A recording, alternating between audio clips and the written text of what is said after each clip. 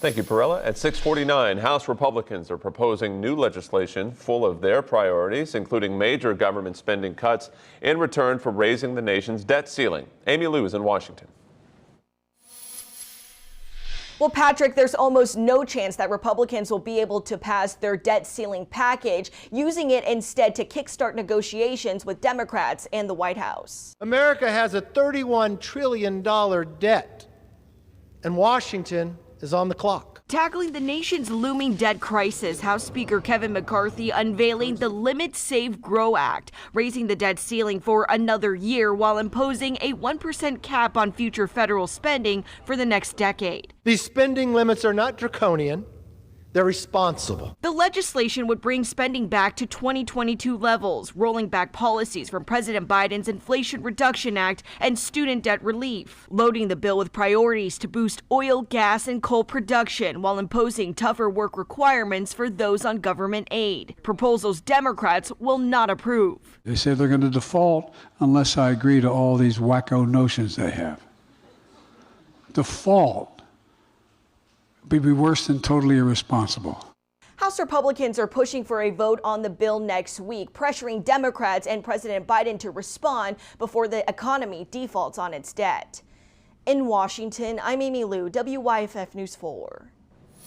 The Secret Service had to scramble at the White House to catch an unlikely intruder this week. According to officials, a toddler was able to squeeze himself through the White House fencing on Tuesday. He was discovered on the north lawn there shortly after sneaking in. Agents say that they were able to reunite the curious child with his family after some questioning. It's not the first time a toddler has evaded the Secret Service. In 2014, the White House was put on lockdown when a toddler squeezed through the fence there. And then President Obama had to delay a national address. The EPA announced plans to implement the Biden administration's $23 billion clean energy loan program. This was funded by the Inflation Reduction Act. EPA will work through nonprofits to distribute the funds. The agency is pursuing a strategy where several so-called hub nonprofits would distribute the money through a competitive process. The funds will be split to help finance tens of thousands of clean energy projects, low-income and disadvantaged communities, as well as a Solar for All grant competition. It's round two for SpaceX in its attempt to launch its most powerful rocket. The company says a test flight of its Starship spacecraft could lift off as soon as today. We'll keep you updated there. The company believes Starship could be the rocket that returns astronauts to the moon one day or even takes the first trip to Mars. But first, they've got to get it into space. If all goes as planned, the Starship will take off, complete nearly one full lap of the planet, then re-enter Earth's atmosphere near Hawaii. Today's launch will be the second attempt to launch Starship. It tried to launch the rocket on Monday this week.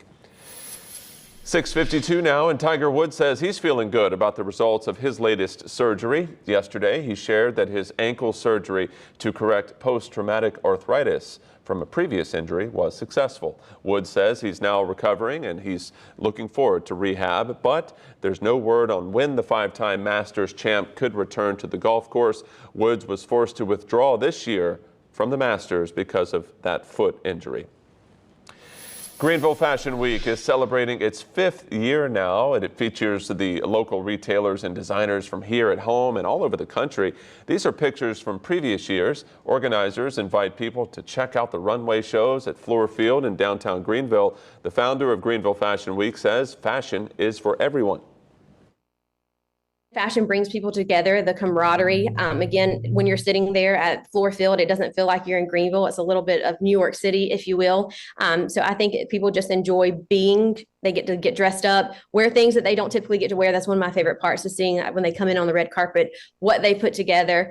So it's an opportunity to truly celebrate fashion, celebrate our city, and then just, again, bring people together to celebrate that in Greenville.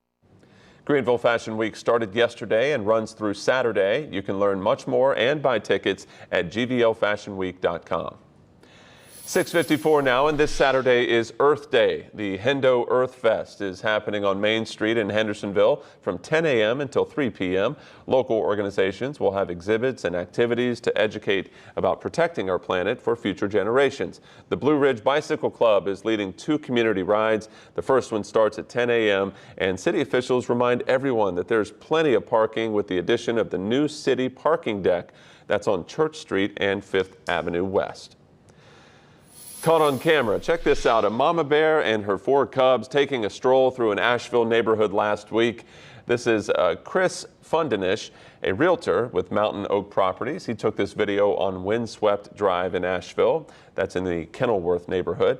Fundenish says bear sightings are quite common in this area. He got an up-close look at a little guy getting a ride there.